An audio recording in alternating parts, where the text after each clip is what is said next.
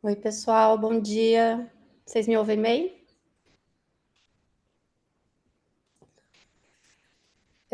Bom, gente, acho que a gente pode começar. A gente está com quase 100 participantes entre aqui a sala do Zoom e a nossa transmissão no YouTube. Bem-vindas, bem-vindos. Eu sou a Flávia, eu sou Head de Comunicação da Report. Eu vou estar com vocês aqui durante a nossa apresentação, durante esse webinar, em que a gente vai discutir o futuro do relato. Queria agradecer demais a presença de todo mundo nesse evento, reforçando que a gente está aqui no Zoom e está também ao vivo pelo YouTube. A apresentação está sendo gravada, depois todo mundo vai receber o link, enfim, para vocês reverem ou compartilharem.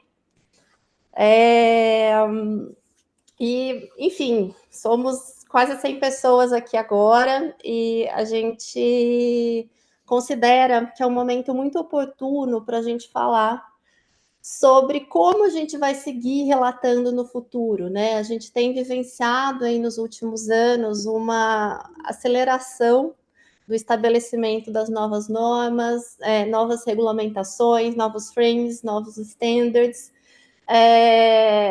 Tem muita dúvida na cabeça de todo mundo, né? Nós que trabalhamos em sustentabilidade, a gente acaba ficando num cenário que está confuso mesmo. Como vocês sabem, a Report atua em relatórios desde 2002. A gente está aí entre os pioneiros do Brasil, atendemos 150 clientes por ano, mais ou menos 150 relatórios por ano. A partir desse ano, a gente passou a conduzir o Reporting Matters no Brasil, que é uma iniciativa do CEBEDS que traça um panorama do relato no país. A gente analisou esse ano mais de 70 relatos.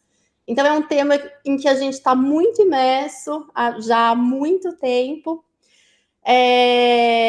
Mas nesse momento, a gente parte de algumas indefinições do mercado, de questionamentos que os nossos clientes trazem também. E a gente está aí mergulhando nesse cenário atual do relato para trazer para vocês um panorama.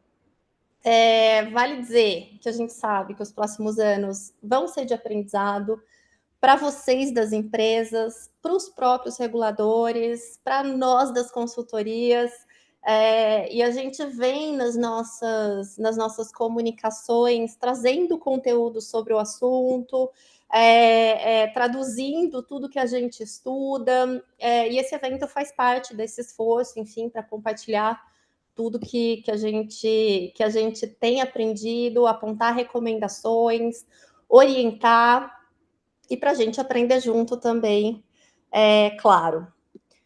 Bom, antes da gente entrar na apresentação principal, eu vou falar rapidamente sobre a Report. Acho que muitos de vocês já conhecem, mas vale a pena a gente se apresentar também.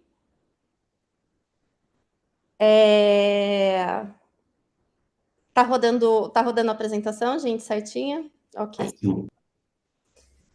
Nosso propósito é transformar as empresas e as pessoas por meio da sustentabilidade, né? A gente, desde 2002, tem essa visão de que a sustentabilidade é um fator de transformação da sociedade, e por isso atuamos há mais de 20 anos com esse tema. Nessas mais de 2 décadas, né, calculamos aí em torno de 2.500 projetos em sustentabilidade, entre relatórios e outros projetos. A gente já trabalhou com mais de 300 das 500 maiores empresas do país.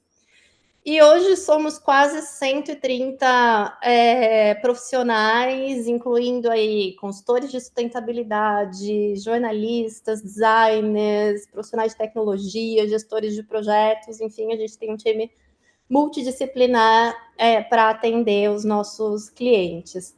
No ano passado, foram mais de 150 clientes ativos, a gente, como vocês podem ver, atende a diferentes setores, empresas de diferentes tamanhos e em diferentes níveis de maturidade em sustentabilidade, o que nos dá uma visão bastante ampla do mercado. E a gente está conectado ao ecossistema global de sustentabilidade, né? A gente é certificado pelo GRI, a gente está no Pacto Global, a gente é associado das associações de comunicação, a gente faz parte da IFRS Foundation, do Instituto Ethos, do CEBEDES, o que também nos ajuda a navegar por esse universo de uma maneira mais eficaz. E por fim, vou falar aqui que atualmente a gente atua em toda a jornada de sustentabilidade das empresas. A gente tem uma plataforma de serviços bastante ampla. Começamos lá atrás com os relatórios, enfim, num movimento que, como eu disse, foi muito pioneiro no país. E hoje a gente está dividido em 8 frentes. A gente tem a frente de estratégia, que começa lá no processo de materialidade, levantamento dos temas materiais, e aí tem uma série de etapas para desenvolver a estratégia ESG das empresas. Jornada climática, a gente também, desde o comecinho, do inventário de emissões até a comunicação de resultados, até o rumo ao net zero, a gente atua de ponta a ponta. A frente de comunicação, que eu lidero, que tem uma atuação muito 360 em comunicação, no sentido de que a gente produz conteúdos, atua em relações públicas, produz redes sociais, sempre com essa visão de sustentabilidade, com esse conhecimento que a gente tem do tema. Índices e ratings, a gente ajuda nossos clientes a obterem notas ou a entrarem nos índices. Soluções digitais, a gente tem uma ferramenta muito robusta de coleta, gestão e comunicação de dados ESG. Ela acabou de ficar mais robusta ainda. A gente que trabalha com sustentabilidade entende, né, que essa gestão de dados é algo que é desafiador. Finanças sustentáveis, a gente presta consultoria para os investidores e temos toda a parte de análise de riscos, ESG, e educação corporativa. A gente atua tanto para profissionais independentes quanto em company. Então, nós temos nossos cursos que os profissionais podem acessar, e a gente tem cursos em company customizados para as empresas. Bom, gente, vamos entrar então na nossa programação principal. A gente vai começar com um benchmark que vai estabelecer como as líderes relatam a partir de dois relatórios que a gente analisou, relatórios que analisam relatos. Depois, a gente vai falar sobre o cenário do relato,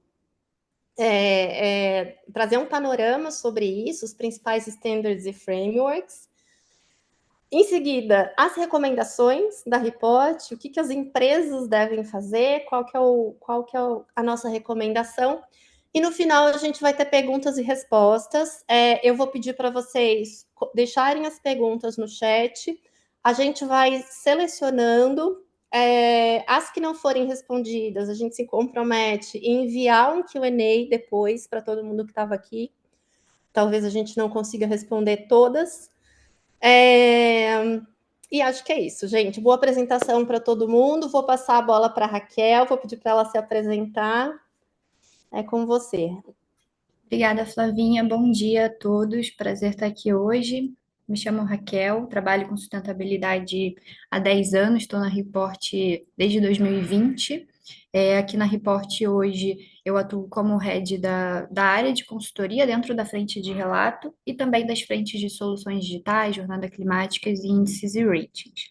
Hoje, para dar início ao nosso bate-papo, a gente pensou em trazer um benchmark sobre como as líderes relatam, justamente para a gente identificar boas práticas dessas empresas e trazer também elementos de sinergia, padrões de relato, nesse momento onde a busca por padrão de relato é uma necessidade global e está com uma velocidade acelerada dessas demandas, tanto de investidores, reguladores e também ali empresas transnacionais que têm as suas demandas.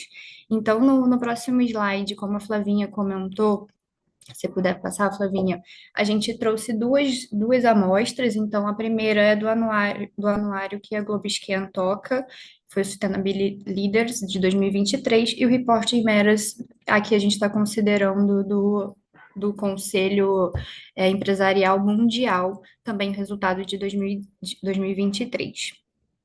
Dessas empresas, no próximo slide, a gente acabou analisando 19 das 21 empresas que estão compondo ali um anuário, é importante falar isso. 19 porque uma Patagônia ainda não reportou o relatório de 2024, a expectativa é que ela faça isso ainda esse mês, e a outra empresa é a Philip Morris, que a gente não trouxe os resultados dela aqui, porque ela é de um segmento de tabaco, que é um segmento que o Grupo Report não atua. No próximo slide, a gente traz algumas informações nos próximos dois, algumas informações mais gerais dessas empresas para a gente conhecer um pouquinho sobre elas. Esse slide eu acho que é interessante, nesse gráfico mostra uma grande representatividade, são 14 setores dessas 19 empresas que são analisadas, alguns setores ali que aparecem duas vezes, então, por exemplo, o setor de alimentos, de petróleo e gás, tecnologia, papel, elas aparecem ali duas vezes com representações. No próximo slide, a gente traz algumas informações sobre a distribuição geográfica dessas companhias, onde a maioria dessas empresas estão alocadas na Europa, são 15 empresas, 3 na América e uma na Ásia. E aí, para fechar, nesse primeiro bloco, a gente traz algumas informações sobre a natureza do capital dessas empresas, onde 17 das 19 são empresas de capital aberto, mas a gente também tem empresas de capital fechado, e aí eu acho que vale reforçar, né, a IKEA, a RM, e é isso também num cenário brasileiro para as nossas empresas de capital fechado. É importante acompanhar essas duas empresas, que são líderes, né, globais em sustentabilidade, para ver como elas vão se portar nesse decorrer desses padrões, desse movimento de padrões de relato. E aí eu aproveito até para trazer uma aspas que a Camila Cervenini, que é a nossa especialista aqui na Report, trouxe ontem do evento da Ibracon, que foi o Tadeu Sendon, se eu não estou falando errado sobre o nome dele, que ele é do IASB, e ele trouxe uma fala sobre que é muito custoso a gente hoje impor que os requisitos para as empresas de capital aberto, para essas novas implementações, sejam os mesmos para as empresas de capital fechado. E aí a gente, no nosso dia a dia aqui de consultoria, atendendo tanto empresas de capital aberto e fechado, a gente percebe ali os desafios e as dúvidas que essas empresas têm, e também, principalmente, das empresas de capital fechado, de como se adequar. Então, essa fala dele me faz crer, e é o que eu acredito também, que é um movimento que, apesar desse movimento hoje, por padrão, ser um movimento que está acelerado, eu entendo que a velocidade para chegar nesse movimento vai ser diferente para as empresas de capital aberto e empresas de capital fechado. No próximo slide, entrando mais especificamente aí no escopo do benchmark, a gente separou esse estudo em 6 grandes tópicos que a gente vai tratar nos slides seguintes, que é título de relatório, características da materialidade, tópicos materiais, standards, frames, tamanhos desse relatório e outros relatórios. No próximo slide, então, começando pelo título desses documentos, Flavinha, obrigada. A gente identificou que dessas 19 empresas, 12 empresas possuem nomes que contemplam a palavra sustentabilidade nos seus títulos. Mentira, são 12 opções de títulos e 9 que contemplam o nome sustentabilidade nos seus títulos, seguidos da palavra anual integrado, que também são palavras que apareceram bastante nessa primeira análise. E aí, dessas 19 empresas, 4 empresas possuem o nome especificamente de relatório de sustentabilidade. E é um movimento que no Brasil a gente vê que vem diminuindo, a gente percebe aqui até nos relatórios que a gente produz, que o relatório integrado vem sendo um dos nomes mais usados, mas a gente percebe que relatório de sustentabilidade ou a integração da palavra sustentabilidade nesses títulos ainda é uma prática utilizada por essas 19 empresas consideradas líderes em reportar. No próximo slide, a gente vai entrar um pouquinho aqui sobre materialidade. A gente vai falar mais à frente também, o Vitor vai trazer mais informações sobre materialidade, mas olhando para essas 19 empresas, a gente percebe que 13 das 19 utilizam a dupla materialidade, uma de impacto, e aí, surpreendentemente, 5 declaram não utilizar materialidade no seu último relato. A Google, ela menciona que ela não conduz o processo de materialidade, Interface e Schneider prometem atualizar suas materialidades no próximo ano. A DSM, ela na sua publicação, ela usa a taxonomia europeia para definir quais são seus temas relevantes, e a Unilever, ela tem uma materialidade no relatório de 22, no de 23 ela não utiliza, mas ela já mencionou que pretende atualizar sua materialidade de acordo com o CSRD. No próximo slide, a gente entra um pouquinho também sobre como essas materialidades elas são apresentadas. Na sua maioria ainda são 8 empresas que apresentam em formato de gráfico, né, a representação gráfica da matriz de materialidade, e 6 apresentam em formato de lista, da reformulação do caderno 3 ali da GRI, que entrou em vigência oficial, né, ano passado, em janeiro de 23, a GRI comenta que é importante listar os temas materiais, então eu entendo que deve existir um movimento para que a representação gráfica aos poucos venha diminuindo e a gente tenha mais o formato em lista desses temas materiais representados no relatório. No próximo slide, a gente também traz informações sobre quantidade de tópicos materiais. Aqui é mais uma curiosidade, a gente não tem nenhuma normativa sobre mínimo e máximo de temas materiais, mas a gente percebe de 4 a 9, de 10 a 15 são aí a quantidade mais ou menos que as empresas estão utilizando. Mas tem alguns destaques, como a Microsoft com 21 temas tópicos materiais e a Stora Enso com apenas 4. E aí aqui acho que é mais o ponto que a gente sempre fala, que não tem esse limite de máximo e mínimo, mas é a quantidade de temas que as empresas vão precisar gerenciar internamente e também prestar contas. No próximo slide, a gente fez uma análise também dos temas materiais, então são 3 slides parecidos, dimensão ambiental, social e de governança, onde a gente buscou entender quais são os temas materiais que essas empresas mais tratam e aparecem em comum. Para isso, a gente utilizou a taxonomia do grupo Report, que é utilizada nos processos de materialidade que a gente conduz, onde a gente aglutina em grandes temas como mudanças climáticas, vários tópicos ali dentro. Então, se a gente fosse colocar toda a lista de temas materiais, apareceria uma lista de 150 temas materiais. Então, a gente aglutinou em grandes tópicos. Então, por exemplo, dentro de mudanças climáticas, tiveram empresas que trataram sobre mitigação climática, resiliência, adaptação. Então, tudo isso está aglutinado ali dentro de mudanças climáticas, o que reforça também que é uma temática que vai além do impacto que a empresa tem, porque a gente entende que é um tema transversal e isso reforça a divulgação do caderno S1 e S2, que é a divulgação de clima. Chama atenção também para a biodiversidade, que aparece em terceiro lugar, que é o terceiro caderno a ser lançado aí dentro da família dos cadernos S da IFRS. Em social, a gente tem, no próximo slide, Flavinha, atração e desenvolvimento e retenção de talentos, aparece aí para 11 empresas, seguidos de relacionamento com comunidades e desenvolvimento local, direitos humanos, segurança alimentar, bem-estar. Então, esses são os principais temas aí aglutinados nessa taxonomia que a gente identificou nas materialidades das 19 empresas. No último slide aqui em governança, ética e integridade também aí aparece em 12 12 temas das materialidades que a gente identificou, que para mim também é um tema que é intrínseco a qualquer negócio, né? Uma empresa sem ética e integridade, então é um tema aí que apareceu nas materialidades com uma grande frequência, seguido de gestão de cadeia de suprimentos, que também é um tema aí bastante desafiador que a gente tem para as materialidades das organizações. No próximo slide, a gente já entra um pouquinho aqui em como essas empresas, o que que elas utilizam para reportar, considerando standards e frames. Então, olhando primeiro para standards, a gente percebe que a GRI é ainda o carro-chefe, 13 das 19 empresas utilizam o GRI como seu principal standard de reporte, seguido do SASB, 10 empresas, e a gente não identificou nessas 19 empresas nenhuma utilização ainda do SRS ou do IFRS S1, S2.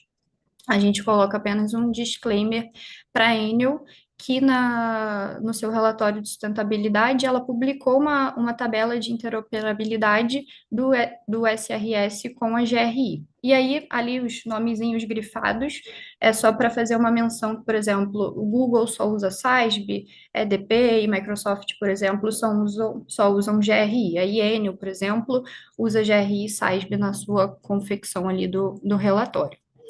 No próximo slide, a gente fala um pouquinho dos frames que essas empresas utilizam nas suas estruturas. E aqui o destaque principal aí é para o TSFD. 16 das 19 empresas utilizam o frame do TSFD nas suas construções de relatório, o que também está muito integrado com o processo do S1, S2, que incorpora a estrutura de divulgação do TSFD nessas novas recomendações.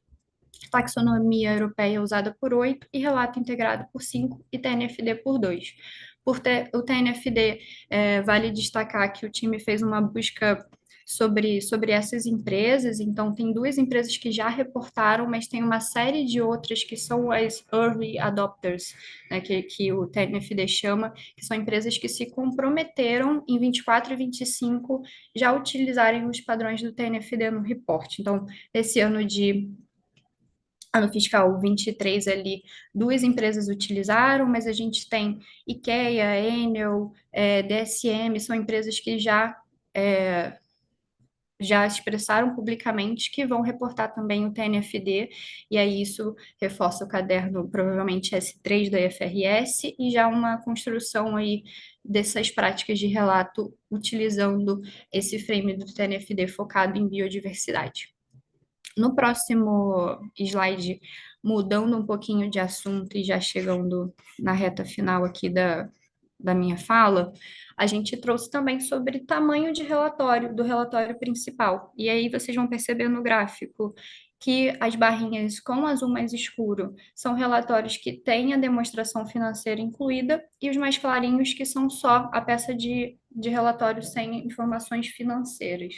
E aí a gente percebe a Enel, por exemplo, com um número de quase 500 páginas só só relatório principal de sustentabilidade, mas a gente tem EDP, SOVAI, com informações da DF incluída nessas peças de relatório.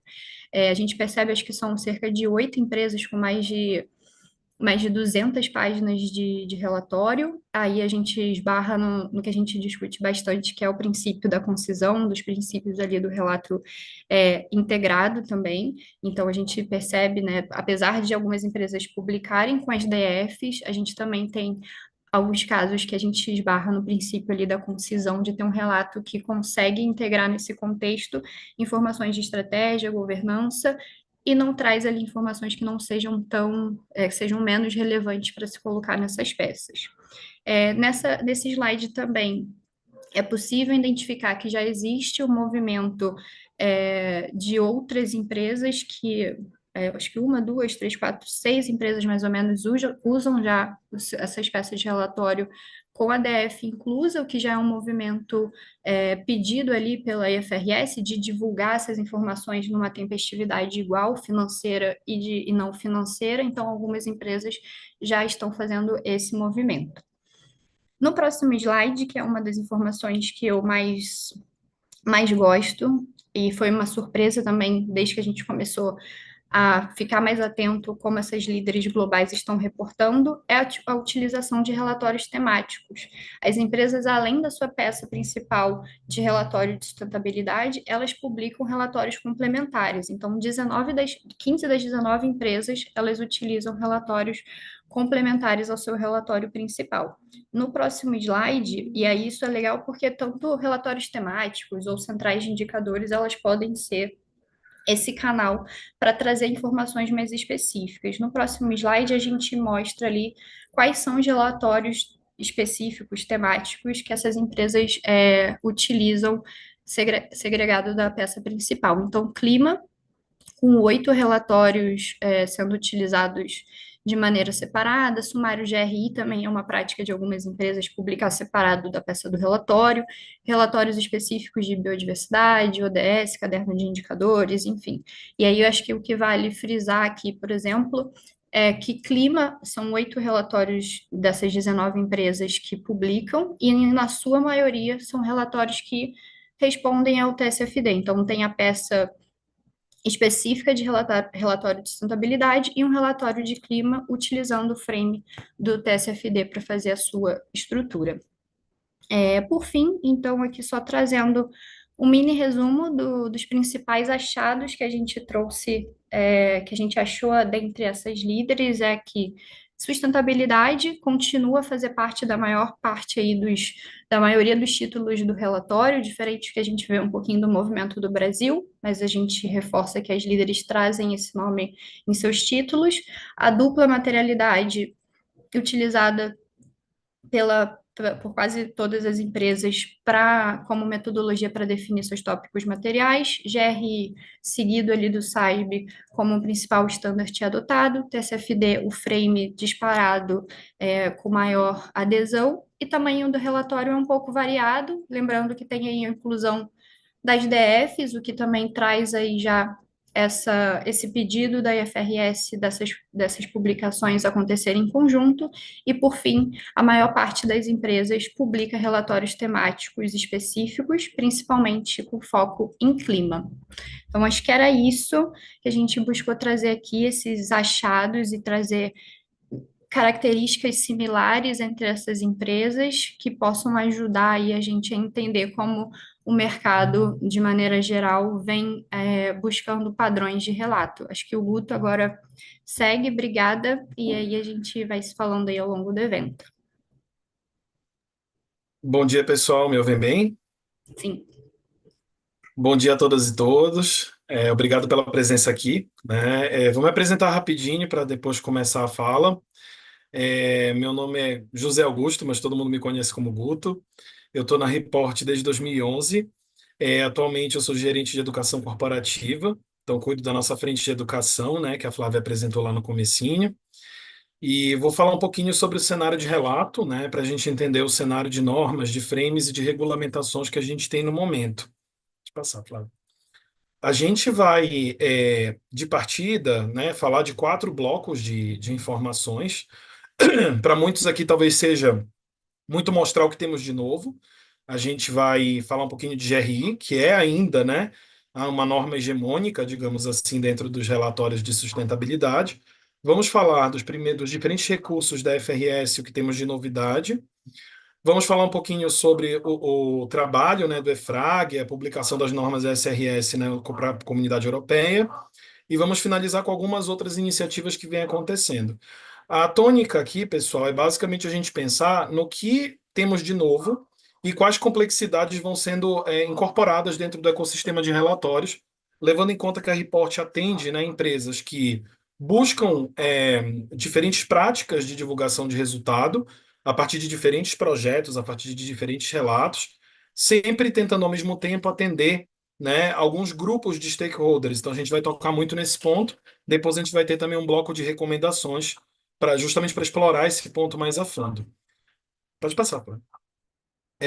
Acho que temos uma coisa muito importante, né, justamente em linha com essa ideia de que o processo de relato ele não é padronizado, ele não pode ser feito seguindo uma receita de bolo, ele é pensado empresa a empresa, setor a setor, contexto a contexto, e de acordo com as necessidades de cada negócio. E aí eu acho que o Vitor tem uma contribuição, né, Vitor, que eu acho bem importante, para a gente depois falar das normas, que é pensar no próprio processo de materialidade, que também passou por muitas evoluções nos últimos anos, né, Vitor? Legal, muito obrigado. Bom dia a todas e todos. Sou Victor, sou diretor na frente de estratégia aqui da Report. É, Sem dúvida, importantíssimo essa nossa abordagem sobre materialidade, entendendo esse contexto maior de evolução dessa discussão. Isso não é uma discussão nova, essencialmente para quem já trabalha com sustentabilidade há bastante tempo, ou para quem já, de alguma maneira, trata disso nas auditorias, ou nos conceitos da contabilidade. Mas a gente teve uma mudança de paradigma importante, que é o elemento da materialidade financeira, né? Há muito tempo, pessoal, vocês já ouvem falar sobre isso. Ah, precisamos refinar as informações que vão para os investidores e para os provedores de capital, né? A iniciativa do relato integrado está aí desde 2012, 2013, né? Batendo nessa tecla. O que ocorre é que agora a gente tem mais taxonomias, mais metodologias e mais ferramentas para fazer essas análises de uma maneira mais contundente, eu diria.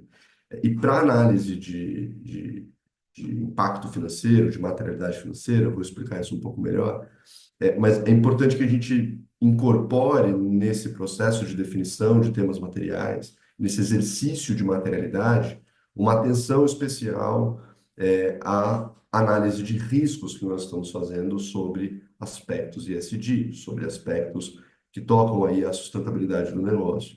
É importante que nossa abordagem, portanto, seja muito de fora para dentro, né? Os riscos estão aí, pega quem quer, né?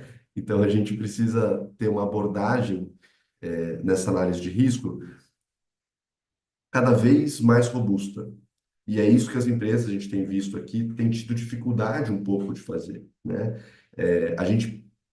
As áreas de SSMA, SE, etc., têm uma perspectiva já, estão muito acostumadas a fazer análise preliminar de riscos, né? Você olha aquele tema como um todo, aquele assunto de uma maneira um pouco mais geral, e isso te permite ter uma visão mais clara, que vai ser fundamental para o que os standards estão pedindo agora, que é essa visão de impactos, riscos e oportunidades. Eu posso ter uma abordagem mais genérica e as empresas que estão aqui, eventualmente, estão começando por aí, né? Esses últimos 2 anos que a gente tem trabalhado com dupla materialidade, a gente tem visto isso, né? Uma análise mais geral. Tema água, né? Os riscos que tem são mais ou menos esses e o impacto disso no meu negócio, ele é baixo, médio, alto, né? Evolução disso é trazer uma integração maior com as réguas de riscos que as áreas de gestão de riscos já trabalham, trazer uma valoração mais exaustiva, risco a risco.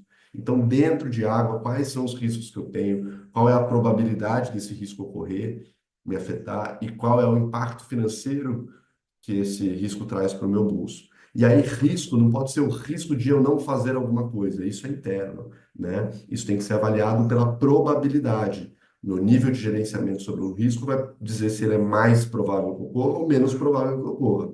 Mas o risco, essa descrição do risco em si, ela é fundamental, tem que ter cuidado com ela. E uma valoração mais exaustiva desse risco também é um passo a mais que eu acho que a maioria das empresas brasileiras hoje tem condições de fazer. E aí, por último, que a gente pode olhar, né, como um cenário um pouco mais de futuro, não tão distante, espero, mas é uma avaliação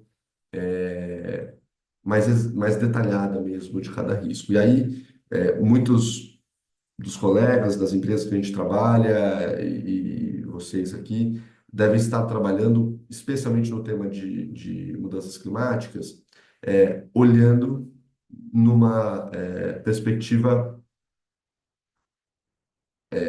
por exemplo, geográfica, um recorte de trecho, olhando todos os RCPs, todos os cenários climáticos que estão colocados aí pelo IPCC, usando bancos de dados de futuro, ou seja, não olho para o risco, olhando para os dados de histórico, trazendo dados de projeções futuras, dados de suscetibilidade.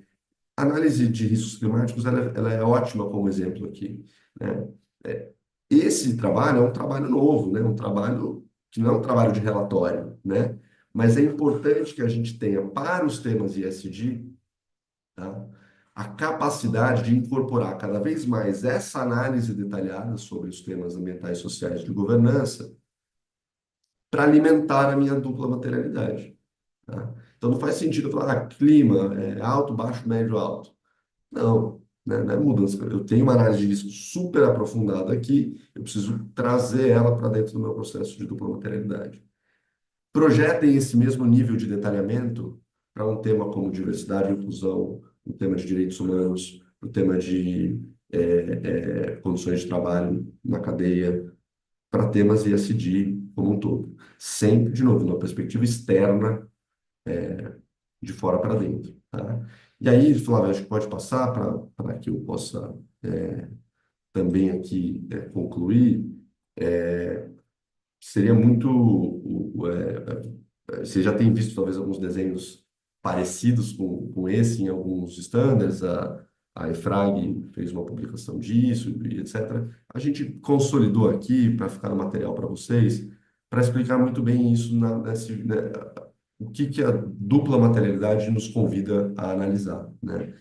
É olhar os riscos sociais e ambientais, né? Externos, portanto, e como que os efeitos, como que esses riscos provocam aí efeitos financeiros para a minha organização. Isso pode se apresentar numa perspectiva de afetar mesmo em termos de custo, que vai estar aumentado, de despesas, de diminuição da atratividade de capital, enfim, tem vários efeitos financeiros possíveis dentro de um determinado risco, tá? E também as oportunidades. Eu gosto de falar das oportunidades porque ela é um elemento que está ganhando protagonismo aqui também no contexto do IFRS e do SRS. Oportunidade, pessoal, não é possibilidade, tá? Então, assim, eu tenho uma oportunidade aqui de fazer uma coisa muito bacana, né? Não é isso. A gente tem que entender a oportunidade de uma tendência social, de um comportamento da sociedade, de um atributo socioeconômico que está em crescimento, que eu estou analisando ele e ver como que isso pode mudar, de repente, o meu negócio. Para dar um exemplo fora do clima aqui, né?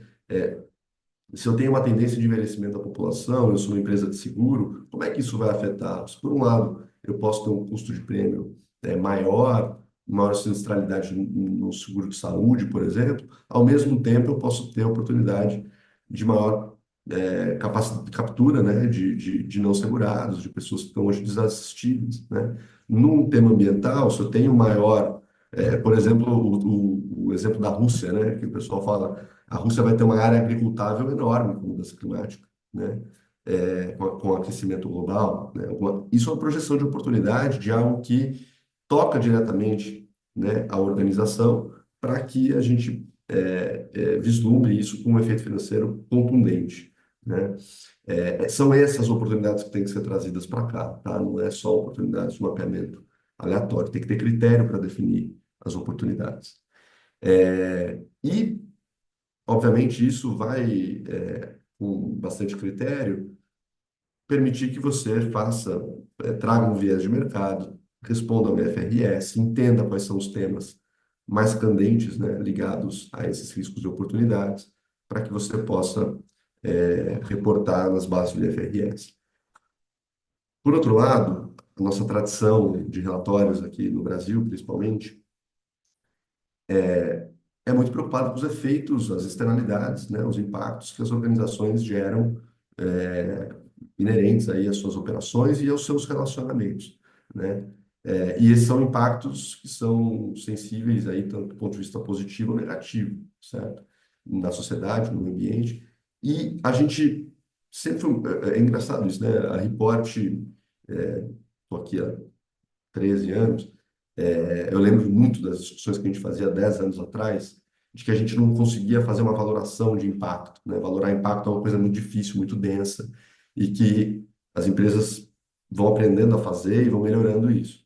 No entanto, fazer hoje é possível, né? A gente tem bases e tem já um repertório melhor das organizações para fazer uma análise de probabilidade, né? Do quanto que esse impacto está ocorrendo, se ele é potencial, qual a probabilidade dele ocorrer, e definir muito bem, né, valorar o escopo, o tamanho, a intensidade desses impactos.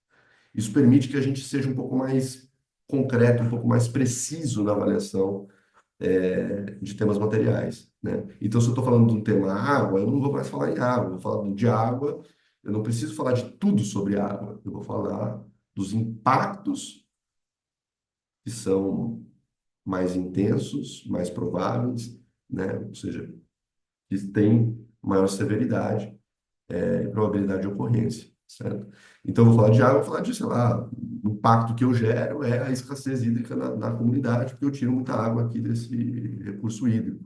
E esse é o impacto que eu gero, que é, tá, ele é grande, ele é relevante, eu tenho outorga ligada a isso, então a comunidade sente muito, é um item de reclamação, então é disso que eu vou falar. Não preciso falar necessariamente sobre, sei lá, às vezes o consumo é super eficiente, sei lá, algo do tipo. Dando exemplo bem genérico aqui, mas trazendo a perspectiva de que é preciso também aprofundar um pouquinho e ter um pouco mais de critério na avaliação e descrição dos impactos nesse processo de materialidade. E é claro que a dupla materialidade ela vai reunir, e isso é importante, a união e não a intersecção desses assuntos, né? Então eu posso ter um tema que ele é muito crítico, muito material para mim na perspectiva de risco, mas ele é pouco crítico na perspectiva de impacto. Eu não impacto tanto, eu não sou tão intensivo em emissões de carbono, mas os riscos que estão se apresentando com a mudança do clima são extremamente severos para o meu negócio. Então, essa é uma. E você tem que falar das duas coisas em um relatório, pela linha aqui do CSRG, por exemplo. Tá? Então, pessoal, Guto, desculpa aqui o à parte, não sei se eu tomei um pouco mais de tempo do que você estava esperando. Vou devolver a fala para você seguir um pouquinho mais nas normas, mas acho que esse contexto ele permeia um pouco toda a tanto, né, a elaboração dos relatórios, a escolha que você vai fazer, mas, obviamente, estamos falando aqui de um processo riquíssimo para a construção de estratégias, para incentivar o planejamento estratégico das organizações, para o financiamento climático, para discutir finanças sustentáveis e atração de capital. Me parece uma pauta de fundo super importante. Legal, Obrigado. Vitor. Não, e eu acho que essa é uma conversa que tem tudo a ver com o que a gente vai falar agora, por isso que a gente quis começar, né, Vitor, com a fala da materialidade. Porque, como muitos aqui talvez já estejam percebendo, outros estão nesse processo de transição, não é a ideia dessa evolução de padrões de relato, não é que você abandone uma perspectiva, né, em benefício de outra. E esse olhar ao mesmo tempo para os riscos que um tema material desenvolve ou lança sobre você e oportunidades, e de outro, esse olhar já mais amadurecido, né, como o Vitor falou, da leitura de impactos produzidos, das externalidades, essas visões, na verdade, têm que ser combinadas. Obviamente que levando em conta contextos regulatórios e objetivos da comunicação da empresa também. Então, a gente começa falando justamente da norma mais adotada ao longo da história, né, para as empresas relatarem sobre sustentabilidade, e ela nasce, né, Vitor, lembrando de quando a gente entrou na Report, a gente entrou quase junto, era a GRI, era a GRI, e ponto final, não havia outro campo para você caçar, assim, com tanta padronização global e com tanta adesão, uma norma, um padrão, na época ela era diretriz, não era norma, cabe destacar isso, que trouxesse já, de uma forma tão completa, um set de indicadores, de perguntas a serem respondidas e de orientações para o processo de relato. O que acontece com a GRI? A gente está mais focado aqui hoje, como vocês devem estar percebendo, em falar do que vem agora, futuro do relato, né? Não é o passado do relato. Então, como é que a gente tem hoje o cenário, né? A GRI tem a versão das normas, que sofrem atualizações ali periodicamente dentro dos seus blocos ali de informação, e nós temos um modelo que já faz alguns anos, desde 2016, ele vinha encaminhando para a estrutura de normas com cadernos ou normas universais, temáticas e setoriais. E aí, a empresa, portanto, né, muitos aqui talvez já estejam, inclusive, muito escolados nesse processo, pega esses documentos, faz o seu processo que começa com o que o Vitor comentou, com o processo de materialidade, guiado por uma visão de impacto, e vai relatar. Qual é o cenário hoje? Pode passar, Flávio. Para você fazer a adoção dessa estrutura, você tem alguns documentos, né, universais que são obrigatórios, você tem perguntas a responder, sendo muito objetivo, né, que são obrigatórias e que vão seguir sendo, que se tornaram cada vez mais complexos. Quem viu a GRI no G3, G3.1, G4, normas 2016, sabe como isso veio se tornando cada vez mais complexo, com visão de cadeia de valor, né, com visão de impactos no entorno. Então, qual é a novidade no momento? A gente destaca aqui a presença das normas setoriais. Quem relata há muito tempo lembra que já havia cadernos setoriais, muitas empresas, inclusive, ainda adotam, né, esses cadernos setoriais do passado, mas a GRI vem lançando normas setoriais que elas basicamente são, assim que você determina os temas materiais, um ponto de partida. E elas são também uma forma de você consultar prováveis e possíveis temas materiais. Isso é uma coisa, inclusive, né, Vitor, que a gente vê muito, é uma tendência, que é um olhar cada vez mais setorial, como a gente vai ver nas outras normas. Então, qual é o cenário hoje? A gente tem já 4 normas setoriais lançadas, a mais recente foi a de mineração, que saiu agora, e algumas já estão vigentes. Então, petróleo e gás, por exemplo, é uma norma que já está em vigor para relatórios desde o ano base 2023. Todas as empresas deste segmento ou relacionadas com este segmento devem utilizar a norma GRI obrigatoriamente adotando a norma setorial. E a norma setorial ela tem uma estrutura muito interessante, ela vai trazer prováveis temas materiais, né, por setor organizacional e indicativos de como aplicar determinados indicadores que estão nas normas temáticas. Então a empresa deve, entre aspas, não, ela deve literalmente começar seu caminho determinando temas materiais e olhando a norma setorial. Uma vez que você faz isso, aí você vai nas chamadas normas temáticas, né, que são talvez as mais antigas, né, ou as que vêm sendo atualizadas aí periodicamente, que vão trazer temas muito diversos, né? E aí, com isso, você reduz a tentação de querer falar de tudo. Uma boa materialidade, uma norma setorial já vão te guiar para caçar normas adequadas a relatar seus impactos nos temas que são importantes, sempre com a visão de impacto. Essas normas setoriais, elas ainda não são tão conhecidas e tão difundidas no mercado brasileiro. Eu falo isso porque a gente já fez na Report alguns estudos contratados sobre a aplicação dessas normas, e o que a gente vê é que muitas empresas do setor não conhecem essa norma. Lideranças das áreas de sustentabilidade. Então, esse é um ponto super importante.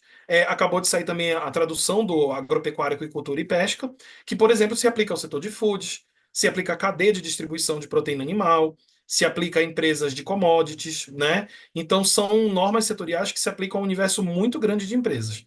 Pode passar, Flavinha. Aí a gente tem o segundo bloco de informações. E esse aqui a gente tem batido muito nessa tecla, temos conversado muito com as empresas sobre como priorizar e por quê e como fazer, né? As normas FRS, elas foram lançadas em 2023, muitos devem ter acompanhado. A gente participou da conferência ano passado, participou nesse, teve 2 webinars, publicou trabalhos, enfim. A FRS, ela vem há algum tempo já nesse trabalho de consolidar sua atuação em um relato pensado na perspectiva financeira, ou seja, o outro lado do que a GRI vinha fazendo historicamente, né? É o outro lado da dupla materialidade ali que o Vitor mostrou. A gente está falando de uma materialidade com foco financeiro e um relato pensado para provedor de capital, investidor, fundo de investimento, instituição financeira e reguladores. Como é que a IFRS Foundation, que é a mesma entidade que difunde os padrões contábeis muito conhecidos, né, mundialmente, como é que ela trabalha? Ela tem uma diretriz ou um framework, como a Raquel apresentou, né, que é usado aí já faz algum tempo, aqui no Brasil tem sido muito usado, que é o relato integrado, que já tem seus 11 anos de vida, né? Recentemente teve uma nova tradução para o português. A gente tem as normas SASB, que são normas setoriais. Muitas empresas relatam GRI e SASB junto, né? Mas elas servem a propósitos fundamentalmente diferentes, a gente sempre ressalta isso, né? São normas que têm mais de 70 cadernos aí, específicos para orientar indústrias e subsegmentos dentro das indústrias, né?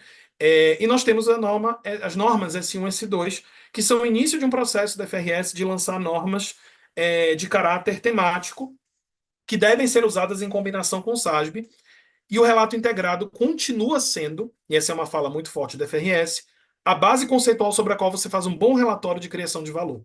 Então vocês vão ver no final, a gente vai tentar trazer para vocês algumas recomendações. Vocês vão ver onde o relato integrado aparece como um frame fundamental para fazer um relato conciso, objetivo e centrado no processo de criação de valor. né? Então, o relato integrado continua sendo muito importante. Ele basicamente tem seus conceitos incorporados muito no texto da norma S1, nos conceitos, nos fundamentos de aplicação das normas IFRS, e ele continua sendo também a melhor forma de você determinar a estrutura de conteúdo de um relatório. É o que a gente tem recomendado. Pode passar, Flávio. O que a gente tem de cenário que vocês também, muitos aqui talvez estejam acompanhando? A gente tem a resolução 93 da CVM, que estabelece um calendário de aplicação muito similar à recomendação global da FRS. Cabe destacar que temos hoje 20 geografias, né, 20 países aí no mundo que já estão normatizando ou normatizaram as normas FRS, regulamentaram o uso delas, e o Brasil foi o primeiro país. Então, o Brasil tem um papel pioneiro. Nas Américas é o maior país em termos de população e PIB a adotar essas normas, e a FRS destaca isso em toda a fala pública que eles têm, né? Sobre calendário, a gente tem 2 anos, a partir do ano que vem, com o ano base 2024, a gente vai ter a adoção voluntária, em 2026, ano base, a adoção obrigatória. O que muda, e a gente traz aqui como principal perspectiva, auditoria. A gente deve ter esse mês uma publicação, né, num trabalho do CFC, com o CBPS, de orientações técnicas sobre processos de auditoria para dados de informações financeiras relacionadas à sustentabilidade. Isso vai impactar porque a gente vai ter, a partir de 2026, a adoção da asseguração razoável e não mais a limitada, que é que a gente está acostumado no mundo da sustentabilidade, para esses relatórios, né? A resolução da CVM também, por isso o asterisco ali, coloca uma orientação clara, se não me engano, no artigo 4º, de publicar as informações de sustentabilidade ligadas a essas normas S1 e S2 de forma segregada das informações financeiras da entidade. Isso acontece principalmente por uma questão de auditoria. São auditorias que têm escopos diferentes, né, durante esses próximos anos, e que ainda não têm a norma lançada, né, para auditorias relacionadas às normas FRS S1 e S2. Não tem essa orientação técnica ainda existente. Então, sim, a princípio tem essa orientação de publicar de forma segregada, por exemplo, por meio de um relatório integrado, separado de uma central, como a gente vai falar lá na frente. Pode seguir, Flavinho. Sobre as normas europeias, a gente só queria destacar que tem uma sopa de letrinhas, né, muito conhecida aí, que de um lado nós temos uma diretiva, que é o CSRD, muita gente fala normas CSRD, não são normas CSRD. A diretiva de sustentabilidade, né, que regulamenta os relatórios não financeiros na União Europeia, é uma coisa. Outra coisa é o EFRAG, que é a organização independente que trabalha hoje no desenvolvimento das normas dos relatórios da União Europeia. E a partir do trabalho do EFRAG, aí sim temos as normas ESRS, que são as normas de sustentabilidade da União Europeia. É um outro mundo que se apresenta e que assusta muita gente. Mas é importante ter calma, porque não se aplica a todo mundo. Pode passar, Flávio. Então, o que é que a gente tem aqui? O impacto, como a gente sempre conversa com o Estevam, né, que trocou muito conosco aqui para a organização desse conteúdo, a gente sempre fala, qual é a orientação sobre a norma europeia? Consultar o jurídico ou compliance. Por quê? Existem critérios de volume de negócios, ou seja, volume de transações e geração de capital, que você tem para adotar, ser obrigado ou não a adotar as normas europeias. Existe um impacto direto. Uma empresa brasileira que tem uma subsidiária na Europa que movimenta mais de tantos milhões de euros. Então, ali você tem uma obrigatoriedade. Empresas brasileiras que têm ações, ADRs, qualquer coisa na Bolsa Europeia, em bolsas da Europa, ela também estará sujeita de alguma maneira. Multinacionais que têm sede no Brasil, mas a receita está na Europa, também. E de forma indireta, empresas que a gente sabe que tem muitos distribuidores na área de foods, de commodities que tem esse perfil, minério, metais, empresas que têm um volume significativo de negócios e transações com o bloco europeu, também vão estar sujeitas. Mas sem assustar, sempre consulte seu jurídico para ver se você se enquadra na obrigatoriedade. Pode passar, Flávio. E aí, eu não vou repetir o que o Vitor já explicou muito bem, mas eu acho que cabe destacar para vocês que a visão de dupla materialidade é a premissa dessa norma, né? Enquanto a GRI investe e explica e desenvolve muito bem a ideia da materialidade de impacto, enquanto o relato integrado e as normas FRS têm como foco a materialidade financeira, o conceito é a materialidade financeira, aqui nós falamos da dupla materialidade da identificação de impacto, risco e oportunidade. Olhar para os dois lados e determinar os temas que são relevantes nesta ótica dupla. Então, para a norma europeia, é realmente mandatório você usar um processo de dupla materialidade. Lembrando que de um processo de dupla materialidade, né, Vitor, saem outputs relevantes tanto para você buscar identificar temas materiais na perspectiva de impacto, quanto na financeira. Então, não é que você tem que fazer 3 processos de materialidade. É bem importante destacar isso. Pode passar, Flávio.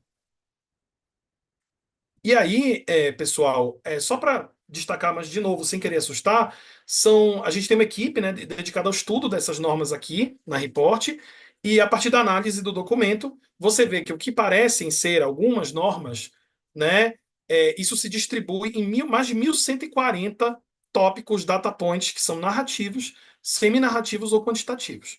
São muitos detalhes que, claro, de novo, não é para responder tudo. A partir da determinação da materialidade, você vai olhando os cadernos que são, digamos assim, obrigatórios, depois do 1 e do 2, você vai caçar aqui os cadernos que representam temas materiais na perspectiva dupla e você vai responder a eles dentro de um cenário de aplicação. Pode passar, Flávio.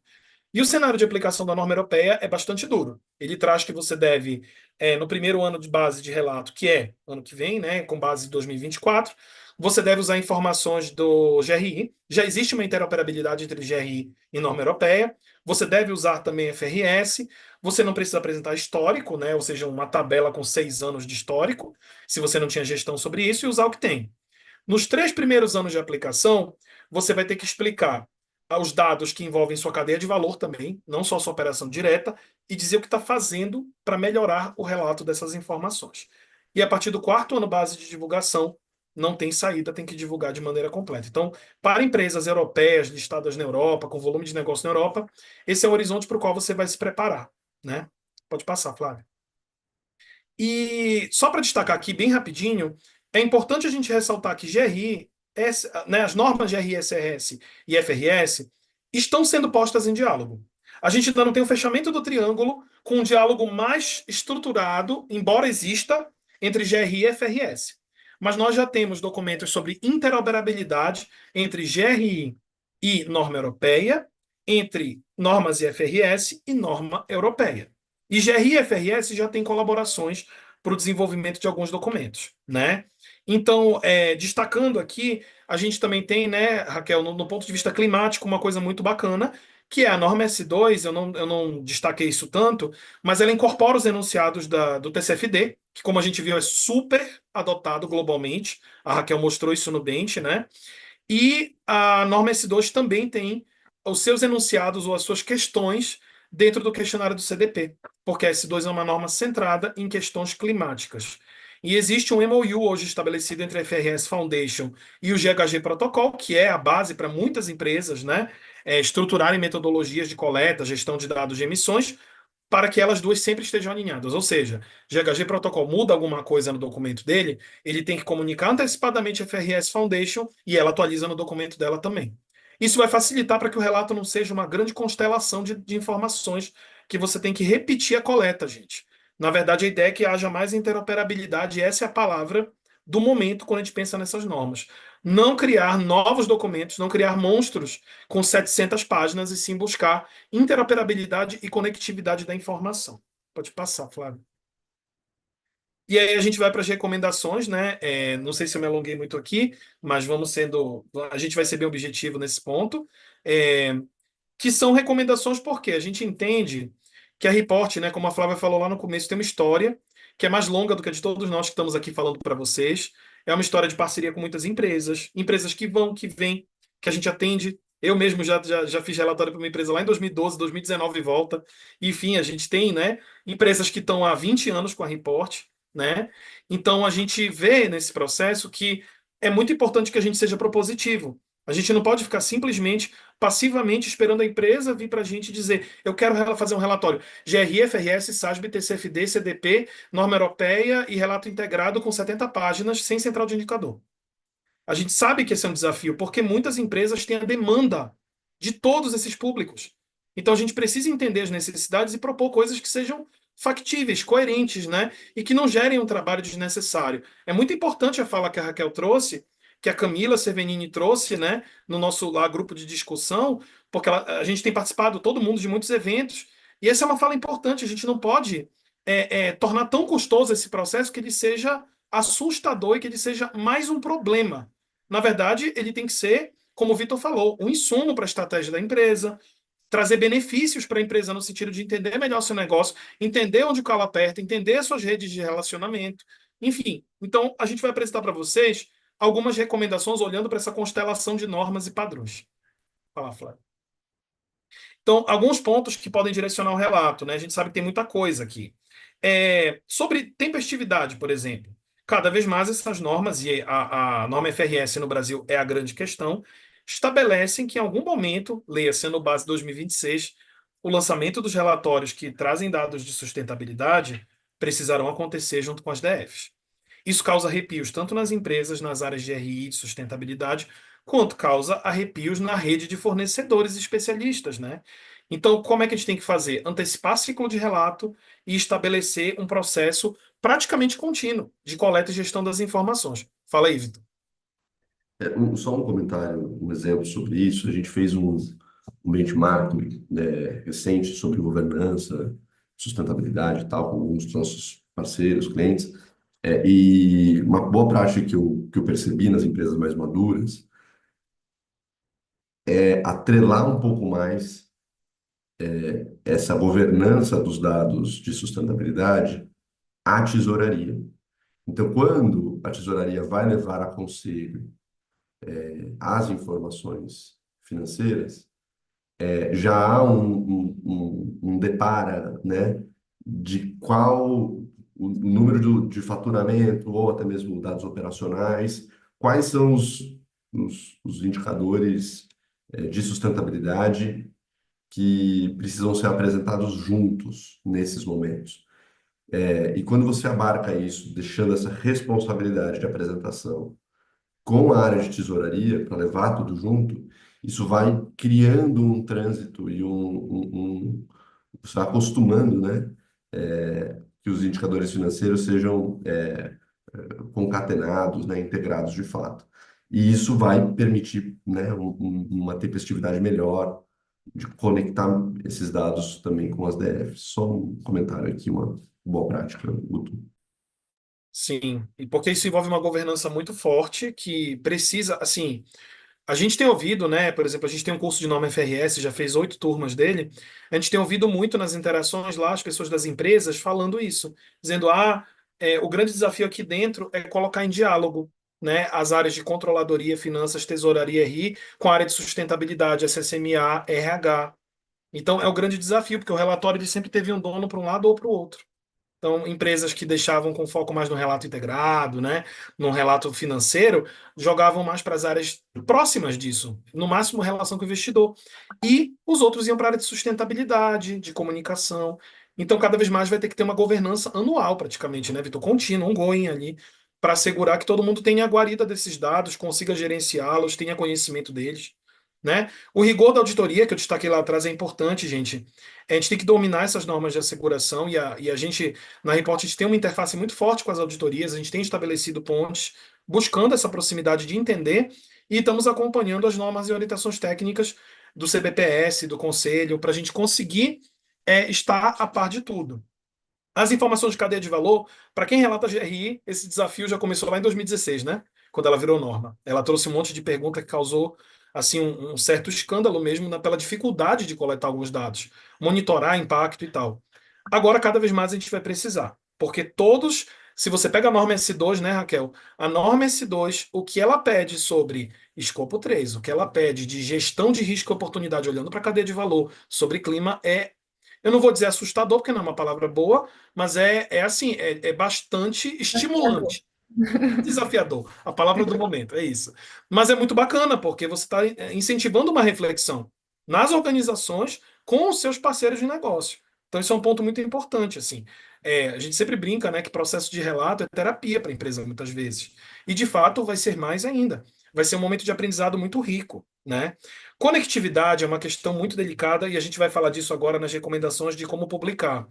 Porque, de fato, vocês veem que tem norma solicitando determinadas informações, norma solicitando outras, e sim, às vezes você vai ter que fazer um relatório, ou um processo de relato, melhor dizendo, que vai ter que responder, de um lado, normas FRS, TCFD, TNFD e tudo mais, de outro, GRI, porque você não vai parar um ciclo de transparência que você tenha 18 anos com seus stakeholders. O que é que faz? Põe tudo num relatório com 600 páginas? O ideal é a gente buscar saídas para isso que atendam à nossa regulamentação e que sejam factíveis do ponto de vista do público, né? Que tem que conseguir ter facilidade para acessar e ler as informações.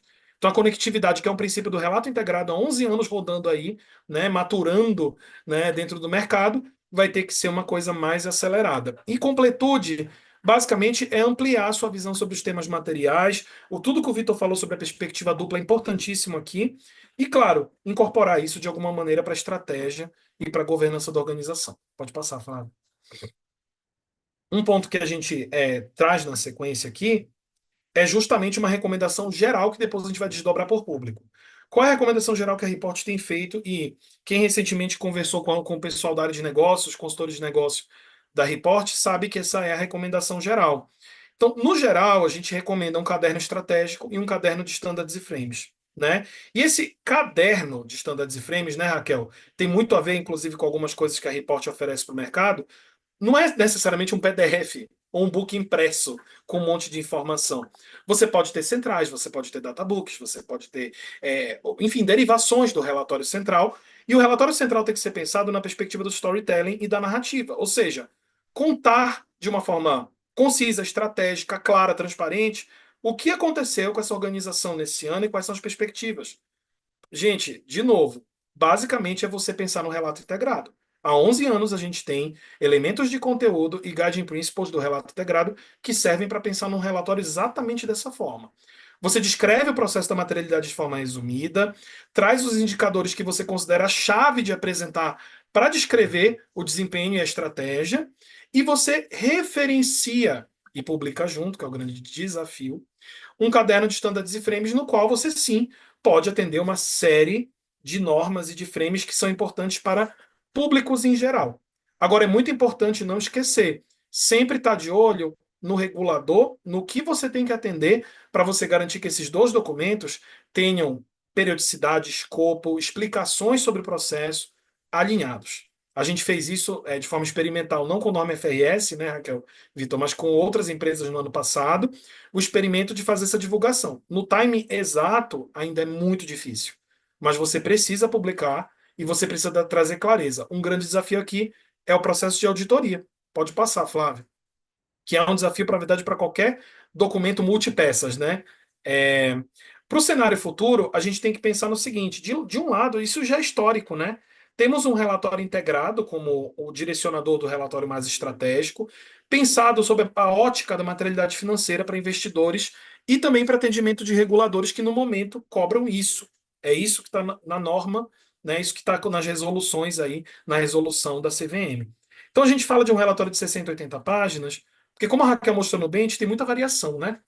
A gente sabe. E às vezes a empresa não vai conseguir fechar 80 páginas. Tudo bem. A gente está só trazendo o que seria um mundo ideal, um relatório que é suficientemente abrangente e suficientemente objetivo, né? E, claro, um relatório divulgado de forma muito tempestiva, na data da divulgação das DFs, ou seja, no Brasil para o capital aberto, 31 de março. E o relatório de sustentabilidade, ele pensa, inclusive sob a ótica da GRI, nos stakeholders de uma maneira mais abrangente com a perspectiva da materialidade de impacto.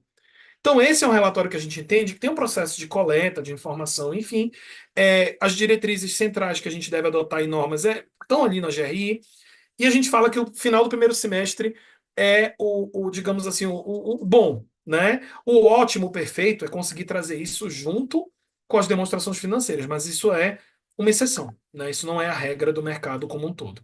Pode passar, Flávio. E aí chega o ponto que a gente considera mais propositivo, que é de pensar o seguinte: a pergunta-chave é essa, né? Qual é o seu público? Você está fazendo um relatório porque o seu acionista está perguntando, porque você tem investidores na cola, porque você tem um bloco controlador que são empresas do mesmo setor e que estão de olho em você. Isso acontece. Porque você quer fazer um relatório porque você tem uma relação muito delicada com comunidades ou com fornecedores e clientes, você com o consumidor final, você precisa pensar nisso. Porque a grande chave para definir que normas e que padrões você vai adotar tem a ver com as normas, né, com a regulamentação que você tem que seguir e com os públicos que são estrategicamente decisivos para o teu presente e para o teu futuro. Pode falar, Vitor.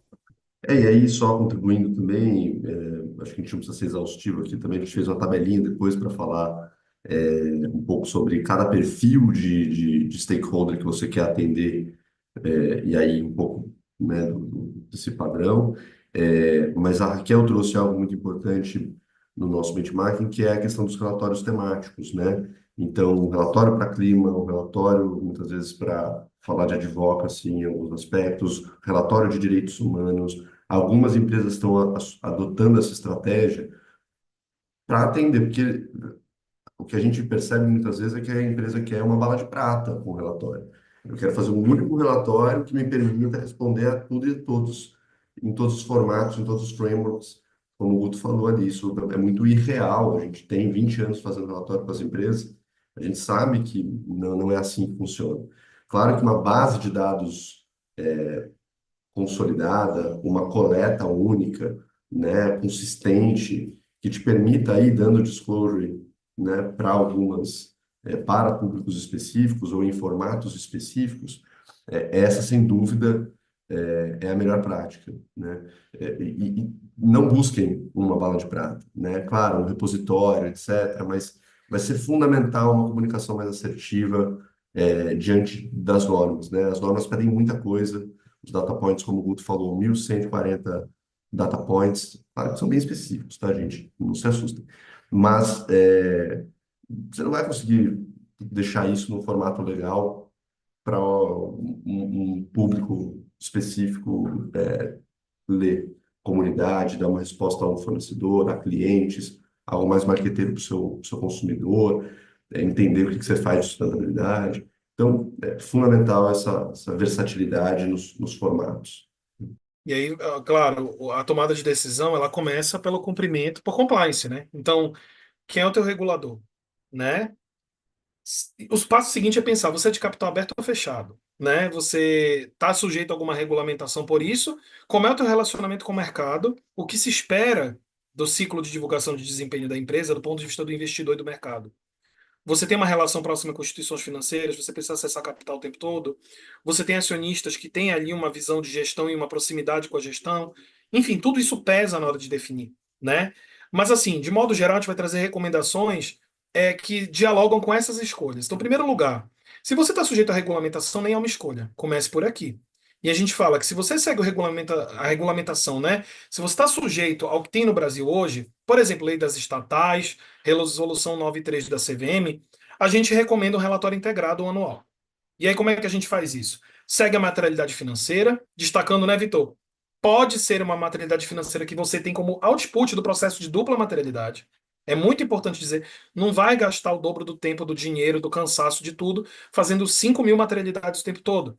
Você vai ter a materialidade financeira como base, e você vai seguir as normas que são justamente as que o regulador menciona, mas que de fato são as que seguem esse driver financeiro, as normas da FRS Foundation.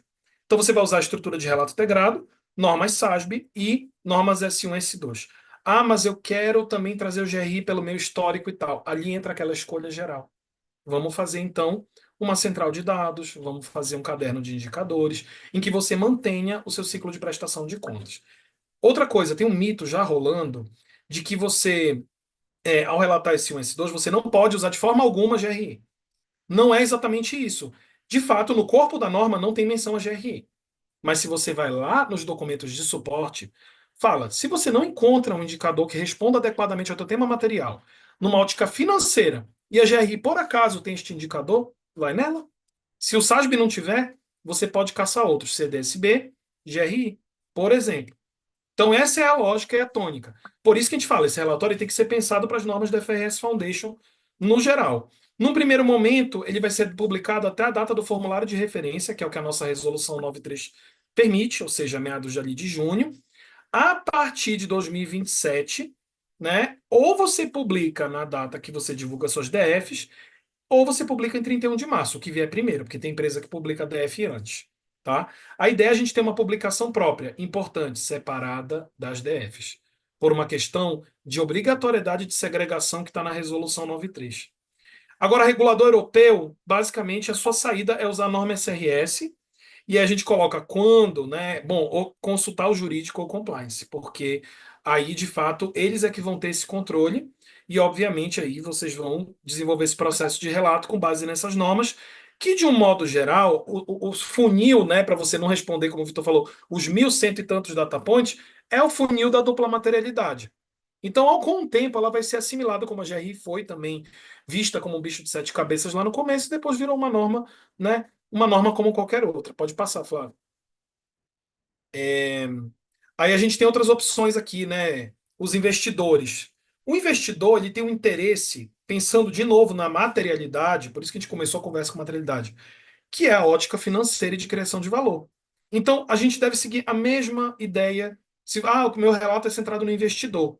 Você vai preparar um relato integrado, baseado nas normas S1 e S2. Por adotar S1 e S2, você tem que usar o SASB como norma para indicadores setorizados, né? E aí você deve publicar também de forma segregada das informações financeiras, esse relato de informações financeiras sobre sustentabilidade. O investidor de impacto é um pouco diferente, né, Vitor? Ele já traz uma ótica de você precisar, eventualmente, trazer o GRI. E existe uma razão para isso. Esse investidor, né, Vitor? Eu acho que, complementando aqui, essa perspectiva, investidor de impacto, acho que talvez alguns já estejam mais familiarizados, né? Quem está escolhendo por um screening mais positivo, está buscando determinadas, é, é, tá- tem uma métrica já clara, né, de busca por impacto, é, esse investidor ele está querendo uma clareza sobre impacto positivo, né, sobre impacto que você fez diferença, não externalidade positiva que por acaso aconteceu no seu negócio, mas algo, com KPIs direcionados do impacto de dentro para fora, eu como organização, que transformação eu faço. Isso exige uma tese de mudança, exige algo muito específico, né? Que essa perspectiva de risco, de materialidade financeira não alcança, né?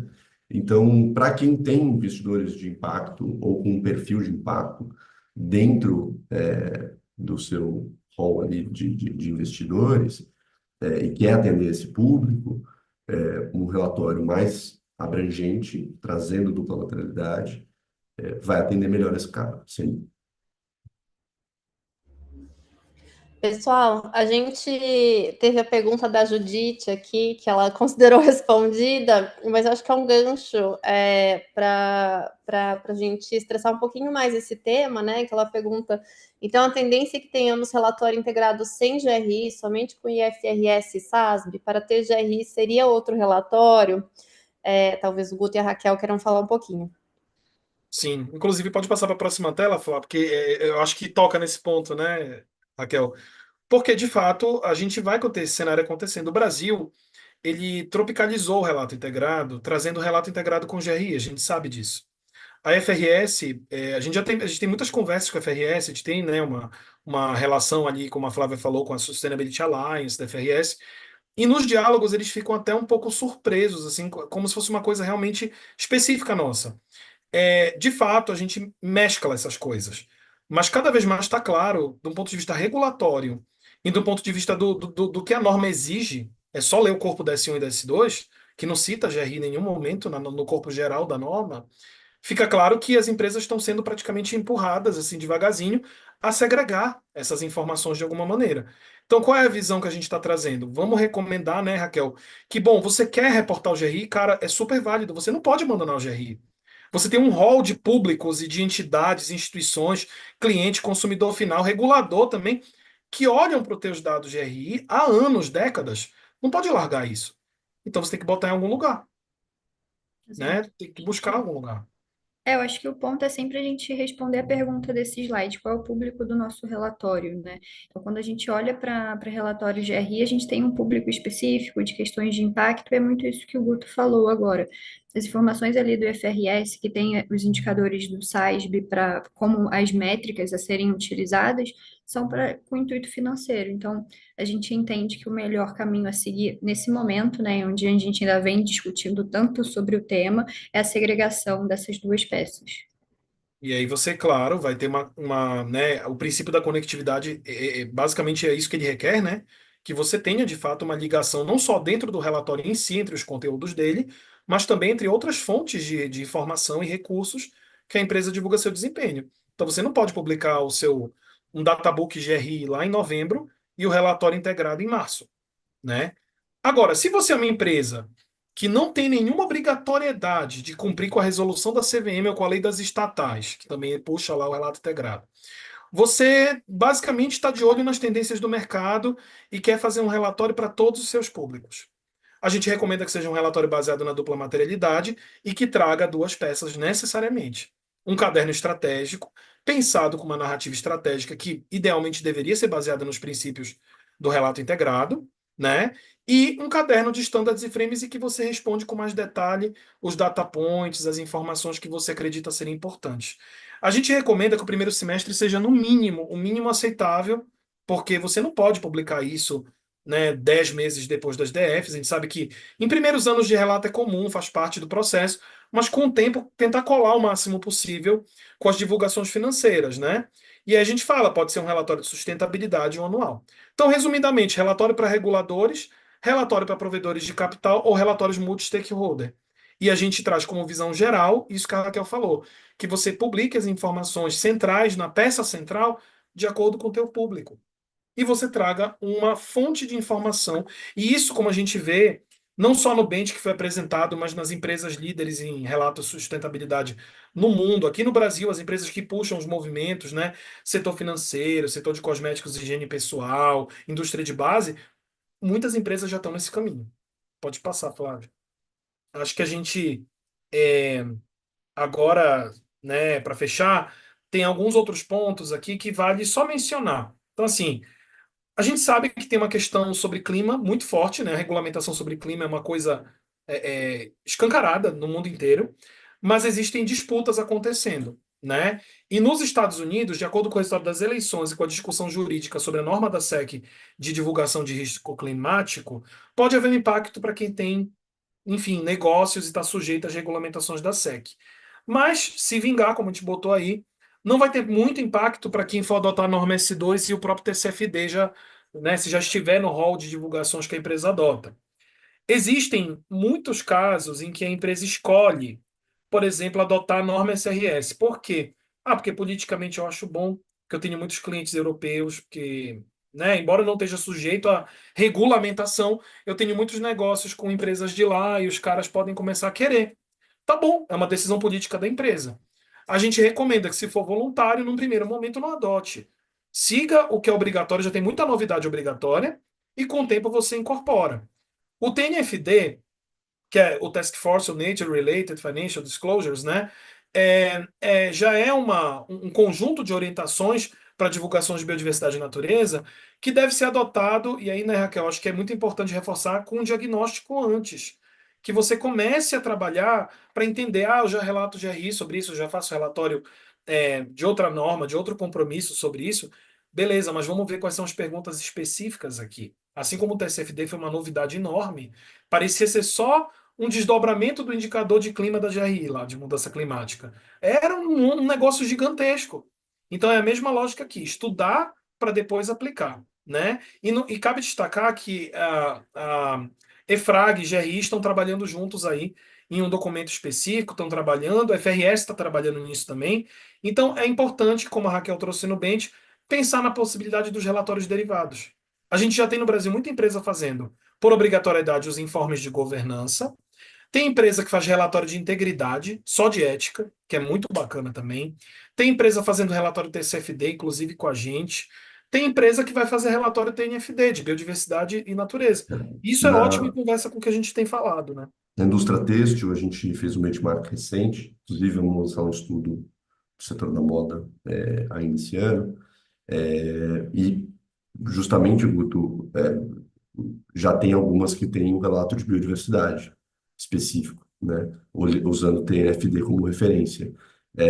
Como eu falei da própria análise de dupla materialidade, de aprofundar na avaliação de riscos ligados aos diferentes temas ESG que você já conhece, que são importantes ali no seu contexto, também aprofundar nessa perspectiva de impacto, né? Então, TNFD e CFD estão ajudando as empresas a aprofundarem a perspectiva, especialmente de risco, mas também de impactos financeiros e impactos socioambientais relativos a clima e biodiversidade. Mas, né, assim como o TCFD virou o S2, né, Guto, o que se espera de alguma maneira, aí isso aqui é elucubração um pouco, mas é o S3, o S4, o S5, o S6, né? Especificamente em novos temas que já sejam temas agnósticos, temas que todo mundo precisa trabalhar, que estamos vendo muito constantes nas materialidades, sempre com uma abordagem setorial, selecionando o que deve ser olhado ali dentro.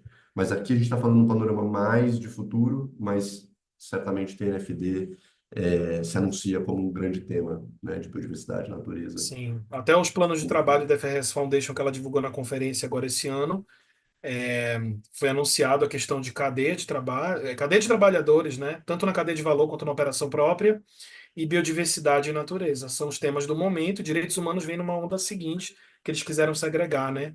Mas é uma perspectiva deles. Então, esse é o tema que aparentemente vai ser o novo tema transversal, que vai aparecer em praticamente toda a materialidade, né, Vitor? Que a gente fala. Que materialidade não está citando clima no momento, né? De hospital a mineradora, todo mundo está falando de clima, né? Diversidade também é um tema que tem muita força. Enfim, mas a gente tem que ficar de olho porque talvez a tendência seja ter esses cadernos temáticos que são mais uma solução de concisão, né? Para o relatório principal. A gente pode passar, Flávio. E aí, a gente agora fica com o tempo, né? A gente queria terminar 11h30, terminamos 11h31, para poder ter um tempo de interação, né? Com vocês. Enfim, a gente já tem umas perguntas, né, Flávio, que chegaram. A gente vai tentar responder todas que forem possíveis. Na verdade, pessoal, o nosso limite é 11h30. A gente acabou ficando sem tempo para as perguntas, mas a gente se compromete em estruturar esse Q&A com todas as perguntas que vieram. A gente vai responder, enviar por e-mail para vocês. Vocês vão receber também a gravação dessa apresentação. E é isso. Agradecer a todo mundo que assistiu aqui pelo Zoom, que assistiu pelo YouTube. Perguntar a Guto, Vitor, Raquel, alguma consideração a mais? Bom, acho que é só reforçar isso que a gente falou durante todo o evento, né? Para quem que a gente está reportando? Então, ter sempre isso muito claro, relatar é uma prática de comunicação, então vi algumas perguntas falando sobre a importância, a relevância, se relatório ajuda ou não melhorar a gestão. Então, relatar é comunicar aquilo que a gente fez e projeções futuras. Então, sim, ajuda muito a melhorar a gestão, porque é um momento ali de autoanálise do que a gente fez e planejar melhorar nossos indicadores. E eu acho que é muito também isso que o Guto falou, educar para depois se preparar para relatar. Então, vim com processos de diagnóstico, o TSFD é um novo frame complexo, com 13 princípios, com análises georreferenciais para serem feitas. Então, apesar das liberdades ali que o TNFD coloca no seu processo de construção, é uma norma que vai ser complexa, e também falar que o TNFD, TCFD, por mais que esteja totalmente dentro do processo do FRS, para as empresas que não se aplicam a aplicar FRS S1, S2, o TCFD também continua sendo uma norma que pode ser utilizada, mas o que eu queria reforçar é isso, entender qual é o seu público e você conseguir fazer essas segregações da sua forma de reportar. Eu queria, Flávia, fazer uma consideração final, que a gente entenda, e até as perguntas foram um pouco nesse caminho também, né, com relação à descredibilização, por exemplo, para quem não está relatando, para quem não está fazendo, ou se vai realmente estar usando a gestão, se está deixando de ser mais marqueteiro os relatórios. Acho que a gente tem que entender, pessoal, todo esse movimento de novas normas e regulações como uma grande oportunidade para a gente tornar as nossas organizações mais maduras, né? Entender que é um novo paradigma, é um novo momento de prestação de contas para a sociedade, né? Então a gente precisa fazer bom uso dessas normas, e aí eu convido todos os clientes, colegas consultores que estão aqui conosco, consultores da nossa rede, auditores, todos temos que fazer um esforço coletivo, mas sem perder esse norte do propósito, de por que que a gente está fazendo tudo isso. A gente está fazendo tudo isso para aumentar o nível de maturidade das nossas organizações, né? E atender esse novo paradigma de relato, de transparência, de demanda que mudou, e a gente tem que lidar muito bem com isso, entender que isso é positivo, o paradigma da transparência, e ser um esforço coletivo, que a gente não fique só batendo protocolo, né, para atender norma, mas tenha clareza desse objetivo maior. Bom, Eu também destacaria isso. Eu acho que a grande questão agora é não se desesperar, é entender que essas normas elas vêm para trazer contribuição.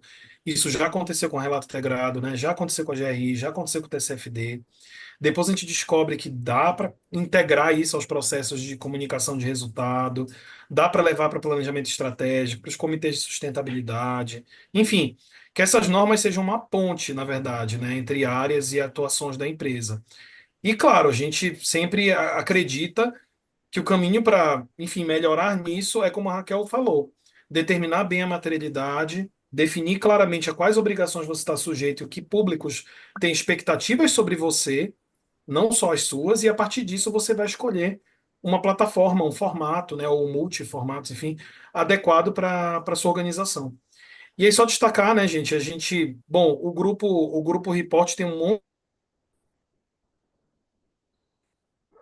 em termos de conhecimento e consultoria e apoio, mas eu queria só destacar que a gente tem cursos certificados e próprios sobre normas, várias, né? A gente vai lançar um curso, né, início do ano que vem sobre normas SRS, mas a gente já tem sobre norma S1 e S2. O de relato integrado é certificado pela FRS, 2 módulos, né, introdutório e praticante. Temos o certificado setorial de petróleo e gás e o certificado da norma GRI. E curso sobre.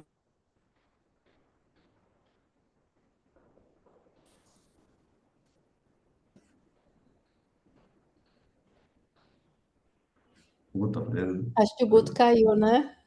Ok. Acho que podemos Vou fazer as encerrar vezes aqui, aqui. Vocês vão receber então, o material pessoal. também, né, Flávio? Oi? O pessoal vai receber o material também com essas informações, tem informações no site. Exatamente, a gente fica com as portas super abertas, gente. Qualquer questão, qualquer dúvida, vocês nos acionam pelas redes sociais, pelo site, tem todos os canais disponíveis. E agradecer de novo todo mundo por ter participado com a gente. Em breve vocês recebem todos os materiais. Tchau, tchau, pessoal. Obrigado.